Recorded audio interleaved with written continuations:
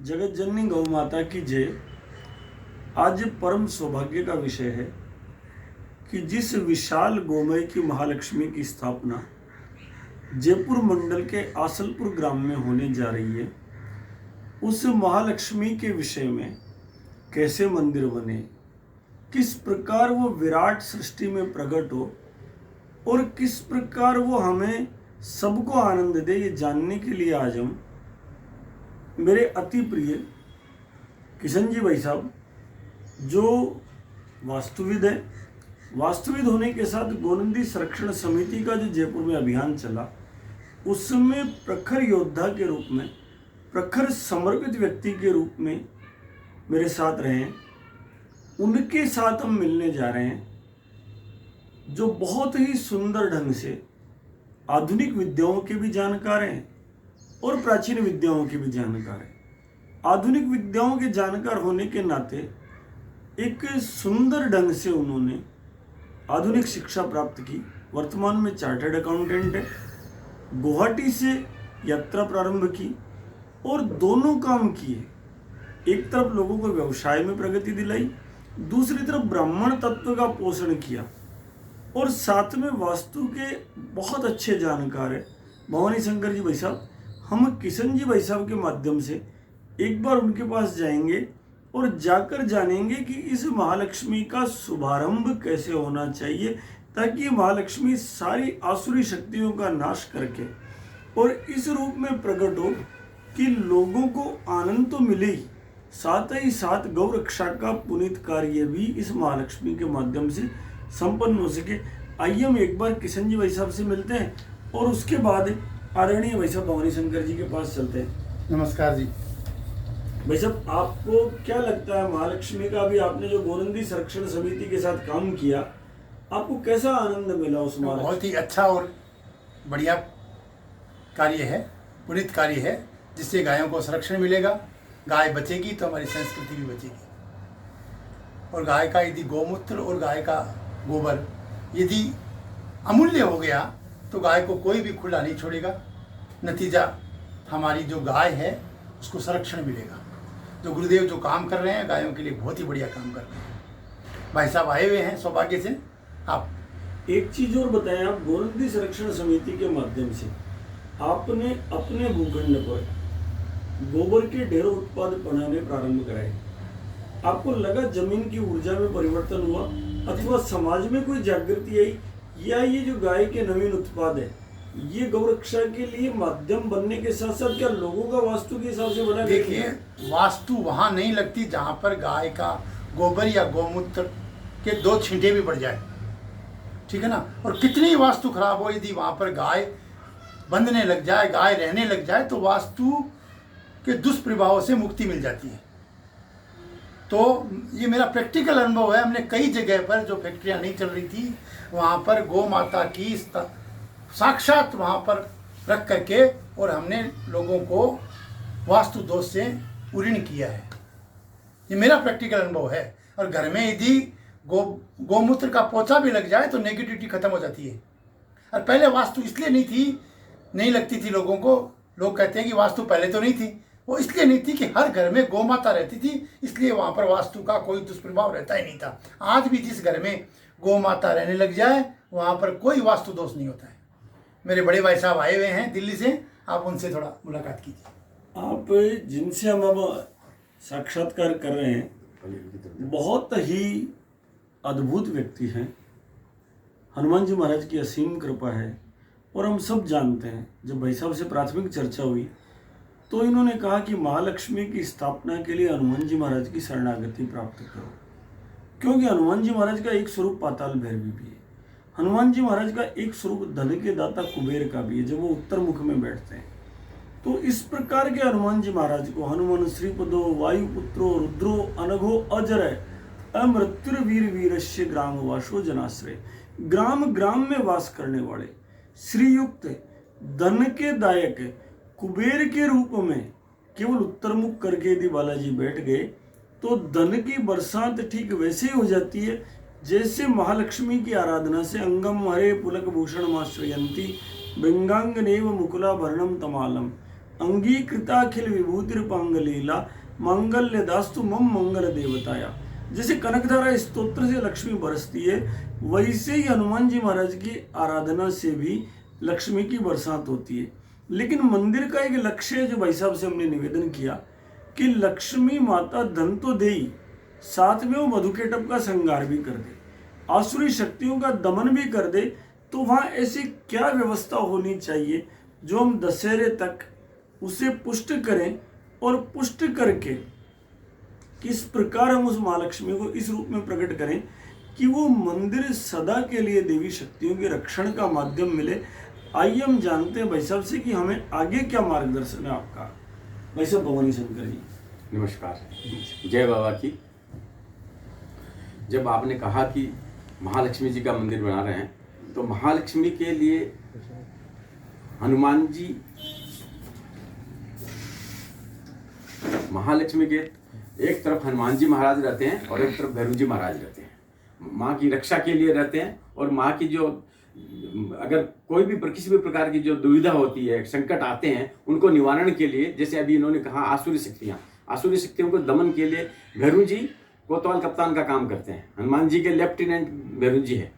तो भैरव जी की मूर्ति स्थापना एवं हनुमान जी की मूर्ति स्थापना करने से और ये सारी जो भी हमारे जो कष्ट है, जो संकट है, वो दूर हो जाएंगे। हनुमान अंजनी सुन वायुपुत्र महाबल श्री रामेष्ट फाल्गुन शिगा पिंगाक्ष अमित विक्रम उदधि क्रमणस्यैव सीता शोक विनाशन लक्ष्मण प्राण दातस्य 10 गृहस्य द्रपवा द्वादशे तानि नामानि कपिलस्य महात्मने सायंकाले प्रभाते च यात्राकाले च पठेत न भयं विदिते तत् सर्वत्र विजीवे।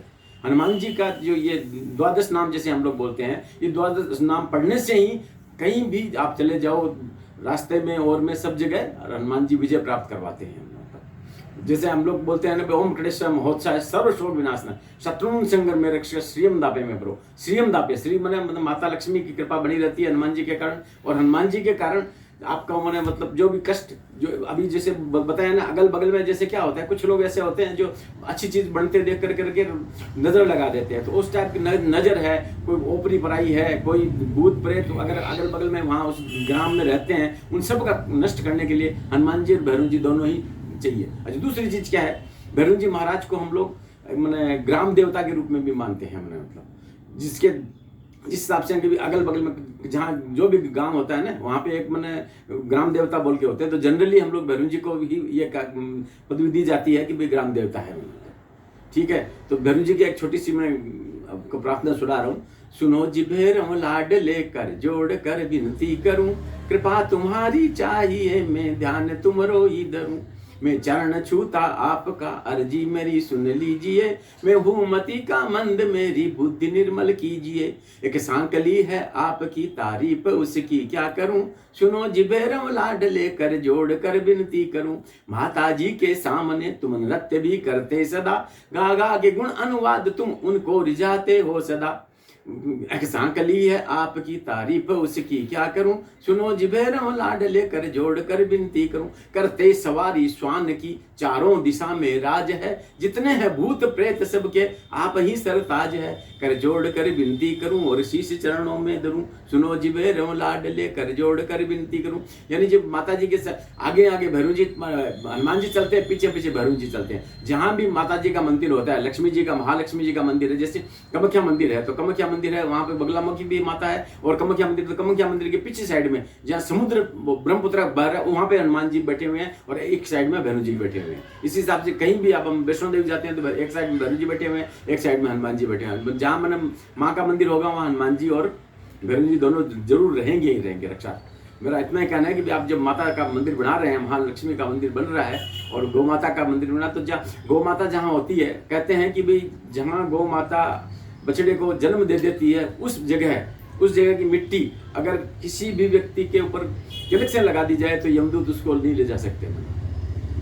एकदम मैंने ये जानी हुई बात है। तो बाकी तो अब पर्यावरण का मैंने हम लोग को जो दूषित हो रहा है उसको बचाने के लिए गौ माता का ही सहारा है। गौ माता ही, उनके दूध से, उनके मैंने मतलब मूत्र से, गोबर से जो चीज़ होगी वो बहुत ही पवित्र मानी जाएगी। इतना ही कहूँगा। आधुनिक शिक्षा और भारतीय विद्याओं का ये अद्भुत समन्वय हमें भवानी शंकर जी भाई साहब के पास मिला, जो एक मार्गदर्शन दे रहा है कि प्रथम चरण में हम उस विशालतम विश्व की महालक्ष्मी जो गाय के गोबर से बनने जा रही है, उसी से पहले वहाँ हनुमान जी महाराज की स्थापना करें, भैरव सरकार की स्थापना करें। भैरव सरकार की स्थापना से क्या होगा कि जितने भी असुर बल है वो भी देवी कार्य में लग जाएंगे। अभी हम जब वंदना सुन रहे थे भाई साहब के श्रीमुख से, तो उन्होंने कहा जहाँ माता जी का मंदिर होता है वहाँ भैरव नृत्य करते रहते हैं। दूसरा, सारे प्रेतों के सरताज भैरव है, तो जितनी भी आसुरी शक्तियाँ वो भी रचनात्मक कार्य में भैरव के आने से स्वतः लग जाएगी। और एक प्रकार का समुद्र मंथन जिसमें देवता और दानव बजाय संघर्ष के सहयोग करेंगे। हनुमान जी महाराज जिसे स्थापित करेंगे उससे पुण्य को हो ही नहीं सकता, क्योंकि स्वयं तुलसीदास जी कहते हैं इस सामान्य व्यक्ति को भी हनुमान जी महाराज स्थापित कर दे तो वह क्षुण्ण बन जाता है।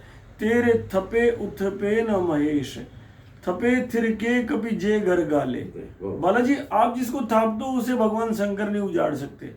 तेरे निवाज गरीब निवाज विराजत बैरिन के उरसाले, संकट सोच सबे तुलसी लिए नाम फटे मकड़ी के से जाले, बूढ़ भये बलि मेरी ही बारी की हारी परे बहुते नत पाले। बाबा तुलसी वंदना करते हैं उनकी कि महाराज आप जिसको थाप दो इसे कौन उजाड़ सकता है। तो जब स्वयं हनुमान जी महाराज वहां बैठेंगे और प्रथम चरण में हनुमान जी और भैरव दोनों बैठ के काम करेंगे तो असुर शक्तियां भी साथ हो गई। आचार्य रूप में कलाजी महाराज रहेंगे और हनुमान जी महाराज के होने से धन तो मिलेगा ही, भगवती लक्ष्मी की स्थायी स्थापना हो जाएगी। इसलिए इस मार्गदर्शन को हम क्रिया जगत में ले जाते हुए आप आगामी 4 माह में देवोत्थान एकादशी पर, क्योंकि जितना सुंदर भाई साहब का नाम है, भवानी और शंकर दोनों मिलकर श्रद्धा और विश्वास के पर्याय है। और जहाँ श्रद्धा है वहाँ ज्ञान मिलना ही मिलना है। माँ भवानी जहाँ पे वहाँ लाभ मिलना ही मिलना है। भवानी शंकरो वंदे श्रद्धा विश्वास रूपिणो, याभ्याम बिना न पश्यन्ति सिद्धाष्टान्तमीश्वरम। ये स्वतः श्रद्धा और विश्वास का काम है। आने वाले 5 महीने में यथेष्ट मुहूर्त में यथेष्ट परिकल्पना के साथ माँ के आगे हनुमान जी महाराज और भैरव स्वयं भाई साहब भवानी शंकर जी द्वारा, स्वयं भाई साहब के द्वारा चल करके जब देखा जाएगा और देखने के बाद ये तय किया जाएगा किशन जी भाई साहब के इनके द्वारा कि कहाँ हनुमान जी होने चाहिए, कहाँ भैरव सरकार होने चाहिए और कहाँ क्षीर समुद्र होना चाहिए और कहाँ वो भगवती लक्ष्मी होनी चाहिए जो सृष्टि में परिवर्तन का कारक बने, और कहाँ उसकी अग्नि स्थापित होनी चाहिए जो कोटड़ा बालाजी में 10.5 वर्ष से श्री राम महायज्ञ के माध्यम से, रूडगढ़ बालाजी में 9 साल से लक्ष्य चंडी अनुष्ठान के माध्यम से प्रज्वलित हो रही है। इस सारी रूपरेखा के साथ प्रथम चरण में हम देवोत्थान एकादशी तक हनुमान जी महाराज की 31 फीट की विशाल प्रतिमा का दर्शन करेंगे गाय के गोबर से, जो संकट मोचन बालाजी होंगे। और दूसरा जो भाई साहब का मार्गदर्शन मिला, हम भाई साहब के ही सानिध्य में वहाँ पर भैरव सरकार के दर्शन करेंगे जो पुण्य गोवंश के गोबर से निर्मित होंगे। सभी देव प्रतिमाएं गोवंश के गोबर से निर्मित होगी और सभी की आयु 10-10 पुरुष तक होगी। अद्भुत प्रकल्प में ये अद्भुत मार्गदर्शन ठाकुर जी की कृपा है, कलाजी महाराज की कृपा है, हनुमान जी महाराज की कृपा है, ये हमारा मार्गदर्शन करेंगे। इसी के साथ हम आदरणीय भवानी शंकर जी भाई साहब का, किशन जी भाई साहब का धन्यवाद देते हैं इस अद्भुत मार्गदर्शन के लिए। जगत जननी गौ माता की जय। हरन रवि बाल वरन तब भुज विशाल मूर्ति कराल काल को काल जनो गहन दहन निर्दहन लंक निशंक बग हुए जातु धान बलवान मान मत दवन कौन सो है कह तुलसीदास सेवक हित संतत निकट गुण गणत नमत सुमिरत समत समन सकल संकल विकट।